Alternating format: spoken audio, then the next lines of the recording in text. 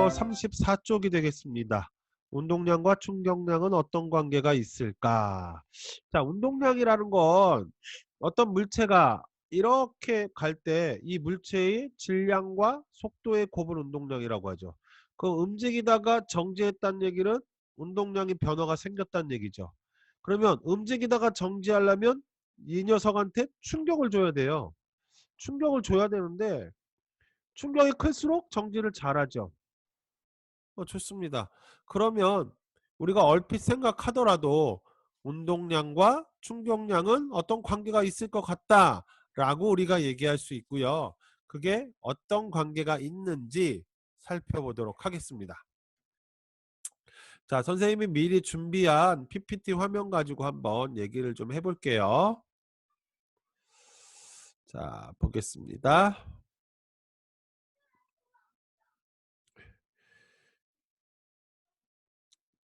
자, 여기 보시면 운동량과 충격량은 어떤 관계가 있을까라고 하고 있는데요. 우리가 이제 운동량에 대한 얘기는 익히 이제 알고 있어요. 운동량이 뭐라는 거? 운동량이란 운동하는 물체의 질량과 속도의 곱을 가지고 우리가 계산할 수 있다라는 걸 우리가 익히 알고 있고요. 자, 지난 시간에 충격량에 대해서 간단하게 얘기를 했지만 충격의 정도죠. 그러면 운동하는 물체가 이렇게 있는데 이 운동하는 물체의 충격의 정도가 크면 클수록 속도의 변화가 그만큼 클 거예요. 속도의 변화가 크다는 얘기는 그만큼 운동량의 변화가 크다는 얘기죠. 그럼 우리가 얼핏 생각하기에 운동량의 변화는 충격량과 어떤 밀접한 관계가 있다. 이렇게 우리가 생각할 수가 있을 겁니다. 일단 머릿속에 그런 개념을 좀 넣어 두시고요. 하나씩 좀 보겠습니다. 자, 운동량과 충격량의 관계를 설명할 수 있다. 좀 전에도 얘기했지만요. 충격을 크게 가하면 가할수록 운동량의 변화는 클 수밖에 없다. 밀접한 관계가 있을 것 같네요. 다음 페이지 보도록 하겠습니다. 자, 이게 지금 무슨 그림이냐면요. 물을 이용해 가지고요. 두꺼운 철판을 지금 절단하고 있는 모습인데요. 자, 우리가 알고 있는 물은 단단하지도 않고요. 일정한 어떤 모양을 가지고 있지도 않아요. 자, 그런데 어떻게 이렇게 단단한 물체를 절단할 수 있을지, 자, 그 이유가 무엇인지 물어보고 있습니다. 자, 예시 답변을 통해서 한번 살펴보도록 하겠습니다. 자, 물은 단단하지도 않고 모양을 유지할 수도 없지요. 뭐 유지하기가 힘들어요. 액체이기 때문에 담는 그릇에 따라 모양이 계속 변해요. 그런데요, 빠른 속도로 분사된다면 하나하나 물방울 알갱이 하나하나가 질량을 가지고 있을 때고 그 녀석의 속도가 충분히 빠르다면 엄청난 운동량을 갖게 될 거예요. 그렇죠? 엄청난 운동량을 갖게 될 건데 이게 어떤 고체와 부딪히게 되면 운동량이 큰 물방울이 운동량이 0이 된다는 얘기는 운동량의 변화량이 그만큼 커진다라는 얘기가 되겠죠. 그런데 좀 전에 우리가 무슨 얘기를 했죠? 운동하는 물체에 충격을 크게 가하면 크게 가할수록 운동하는 물체를 잘 정지시킬 수 있다? 운동하는 물체가 정지한다는 얘기는 운동량이 변한다? 충격을 가하면 운동량이 변화가 되는구나. 그럼 거꾸로 운동량의 변화가 크다는 얘기는 충격을 크게 가했구나. 엄청나게 운동량이 큰 물줄기가 0의 운동량이 된다는 얘기는 그만큼 운동량의 변화가 크다는 얘기, 운동량의 변화가 크다는 얘기는 그렇죠. 이 고체, 물체에 큰 충격을 가한다는 얘기죠. 그 충격 때문에 어때요? 절단할 수 있다는 얘기예요. 금속도 절단할 수 있다는 얘기예요. 그렇게 여러분들이 이해를 좀 해 주시면 될 것 같습니다. 잠깐 물 한 잔 먹고요.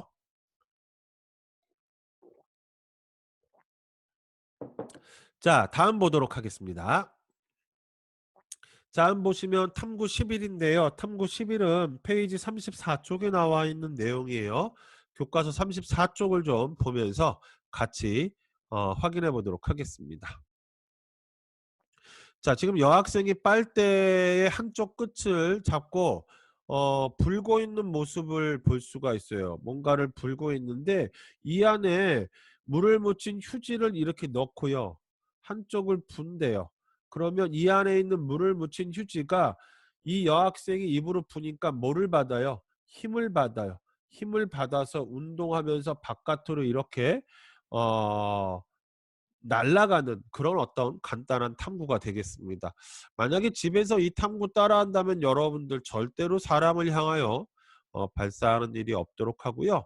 보안경 착용하고 안전한 상태에서 실험을 좀 해보도록 하시기 바랍니다.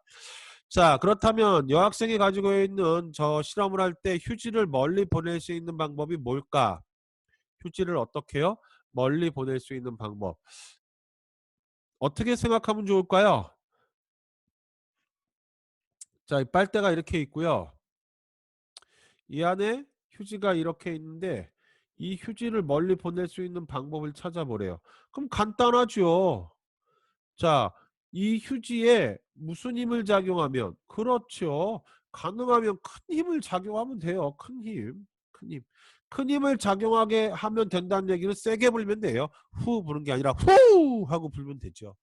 그리고 자, 힘을 받는 시간을 가능하면 길게 해주면 돼요. 즉 다시 말해서 빨대의 길이가 짧은 것보다 빨대의 길이가 뭐 할수록 길수록 이 관을 이동하면서 힘을 받는 시간을 길게 할 수가 있어요. 즉 다시 말해서 이 빨대관의 길이를 길게 하고 큰 힘을 주면 멀리 날아간다. 이렇게 여러분들이 정리할 수 있겠죠. 그럼 예시 답변 보면 빨대의 길이를 길게 하고 빨대를 부는 힘의 크기를 크게 한다. 이렇게 얘기하면 되겠습니다. 다음 보도록 할게요. 자, 다음 보시면 일과 같은 방법이 휴지를 멀리 보내는 까닭은 조금 전에 선생님이 얘기한 방법이 방법을 통해서 휴지를 멀리 보낼 수 있는 까닭이 뭐냐? 또 운동량의 변화를 결정하는 요인에는 또 무엇이 있느냐? 뭐 이런 내용 나와 있는데요. 예시 답변 통해서 좀 볼게요. 자, 빨대를 부는 힘의 크기를 크게 하면 뭉친 휴지의 가속도가 증가한다. F는 MA죠. 뭉친 휴지의 질량은 일정해요. 그런데 여기 나와 있는 F값을 키우면 키울수록 가속도의 값이 커질 수밖에 없는 거죠. 그 얘기하고 있는 거예요. 뭉친 휴지의 가속도가 증가하고 빨대의 길이를 길게 하면 뭉친 휴지에 힘을 작용하는 시간이 길어져. 힘을 작용하는 시간이 길어져. 휴지의 속도 변화가 커진다. 휴지의 속도 변화가 크다는 얘기는 처음 운동량과 나중 운동량을 비교했을 때 그 차이의 크기가 그만큼 커진다는 얘기죠. 즉 다시 말해서 힘의 크기를 크게 하고 힘을 받는 시간을 길게 할수록 힘의 크기를 크게 하고 힘을 받는 시간을 길게 하면 길게 할수록 운동량의 변화량은 커진다라고 얘기할 수 있고 이때 힘과 힘을 받는 시간의 곱을 우리는 충격량이라고 얘기해 주고 있고요. 자, 이 아래쪽에 있는 걸 운동량의 변화량이다. 즉 운동량의 변화량은 충격량과 뭐하다? 같다. 이렇게 얘기할 수가 있겠습니다. 자, 운동량의 변화량을 크게 하기 위해서는 물체에 작용하는 힘의 크기를 크게 하고 물체에 힘을 작용하는 시간을 길게 해야 된다. 즉 힘을 작용하는 시간과 힘의 크기를 곱한 걸 충격량이라고 하고 그 충격량 때문에 물체의 운동량의 변화량이 생긴다. 이렇게 여러분들이 이해를 해 주시면 되겠습니다. 다음 보도록 할게요. 자, 교과서 정리 부분 나오죠? 자, 먼저 충격량입니다. 물체에 작용하는 힘과 힘을 작용하는 시간을 곱한 건데, 자, 충격량을 나타낼 때 충격량은 I라고 쓰고 힘 곱하기 시간의 간격 델타 T인데 힘의 단위는 N이라고 쓰고 뉴턴, 시간의 단위는 S라고 쓰고 세크, 고로 충격량의 단위는 뉴턴, 세크 이렇게 여러분들이 표시를 해 주시면 되겠고요.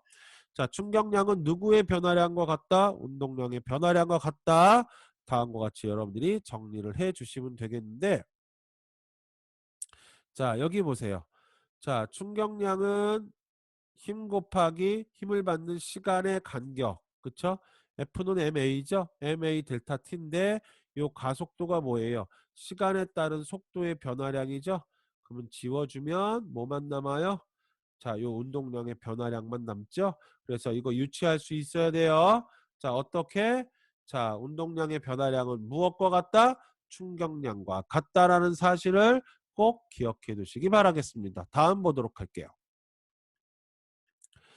자, 충격량. 짧은 시간 동안 운동할 때 물체의 작용하는 힘의 크기를 측정하기 어렵고 시간에 따라 힘의 크기가 변화한다.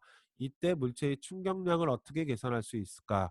일대 충격량 I는 물체에 작용하는 힘의 크기에다가 힘을 작용한 시간의 간격이라고 했는데 이것들을 측정하기가 너무 힘들다라는 내용이에요. 그러면 물체에 작용하는 충격량을 어떻게 할 수 있냐 이거야. 그거는 운동량의 변화량을 가지고 알 수 있다. 그거는 뭐를 가지고 알 수 있다? 운동량의 변화량, 나중 운동량 빼기 처음 운동량. 즉, 이 운동량의 변화량을 가지고 이 물체에 작용하는 충격량의 크기를 계산할 수 있다. 이렇게 여러분들이 정리를 해 주시면 되겠습니다. 다음 보도록 하겠습니다. 다음은 여러분들 교과서 35쪽에 나와 있는 내용이에요. 탐구 12가 되겠습니다. 운동량 변화량과 충격량의 관계. 여러분들 벌써 얘기했어요. 운동량의 변화량은 충격량과 뭐하다? 같다. 이렇게 여러분들이 정리해 주시면 되겠습니다. 다음 장 볼게요. 자, 날아오는 야구공을 야구 배트를 이용해서 치는 모습이죠. 그러면 야구 배트는 야구공에게 힘을 작용하죠. 그럼 야구공도 야구 배트에 이렇게 힘을 작용하는데 이때 작용하는 힘의 크기는 서로 뭐하다? 같다. 작용 반작용의 관계니까. 그러면 이때 야구공이 받는 충격량의 크기를 어떻게 계산해요? 야구공에 작용하는 힘의 크기 그 다음에 접촉시간 델타 t를 곱하면 되는데 문제는 이 값을 측정하기가 쉽지 않다는 얘기예요. 그렇다면 이 값을 대신해서 야구공의 운동량의 변화량을 측정하면 야구공이 얼마나 큰 충격을 받았는지 계산할 수 있다는 얘기예요. 즉 다시 말해서 야구 배트에 부딪히기 직전에 야구공의 속력을 계산하고 그 다음 부딪히고 난 후에 야구공의 속력을 계산하면 운동량의 변화량을 알 수 있을 거고 그 변화량이 곧 야구 배트가 야구공에 가한 충격량의 크기다. 이렇게 여러분들이 정리할 수 있다는 얘기죠. 여기 보시면 야구공이 방망이에 부딪힐 때 방망이가 야구공에 작용하는 힘의 크기 딱 하고 칠 때 점점점점점 아이고 이거 힘의 크기라고 되어 있고요. 여기 보시면 지우고 한번 볼까요?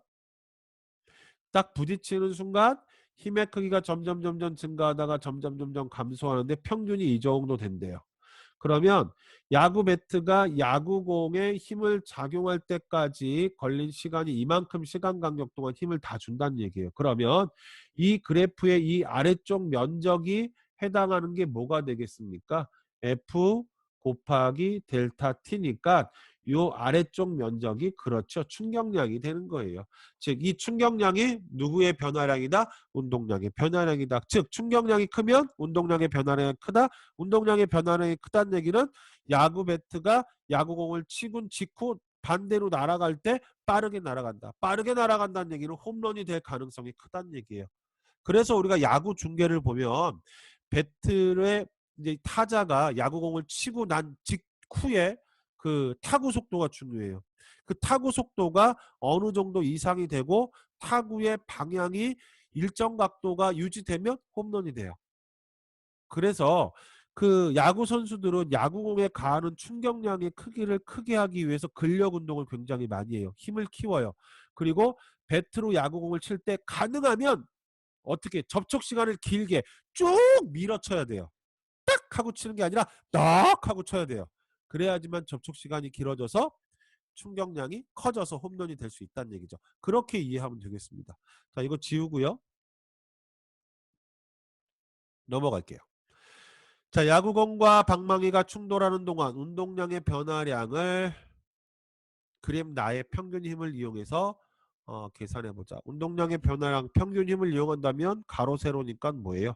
평균 힘의 크기에다가 자 델타 t를 곱해주면 되겠죠. 이렇게 여러분들 계산해주면 되고요. 다음 볼게요. 평균 힘을 이용하여 구한 야구공이 받은 충격량과 실제로 야구공이 받은 충격량은 어떤 관계가 있을까라고 하고 있죠. 아이고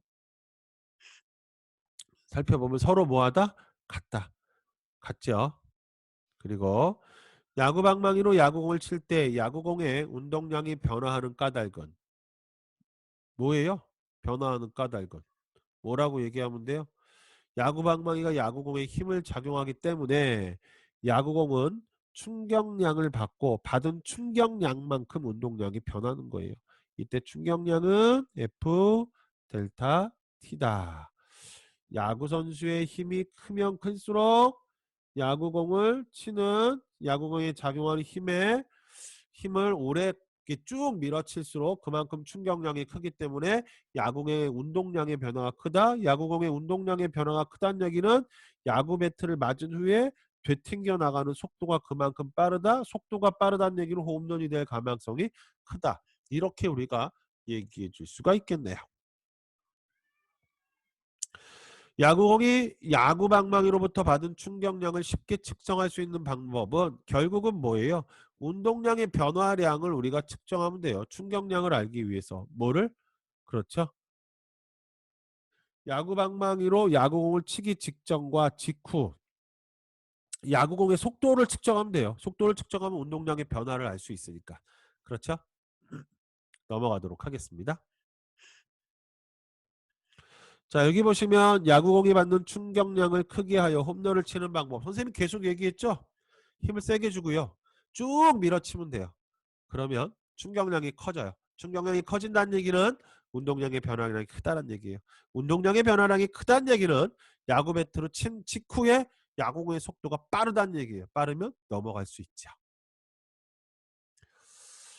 물 분사기에서 분사된 물이 금속판과 충돌 후 멈출 경우 분사된 물의 속도와 금속판이 받는 충격량. 자, 빠르게 움직이는 물이 갑자기 멈춘다는 얘기는 그만큼 운동량의 변화량이 크다라는 얘기예요. 물에 의해서.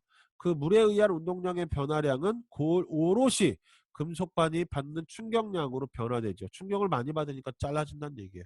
그렇게 여러분들이 이해를 해주시면 되겠습니다.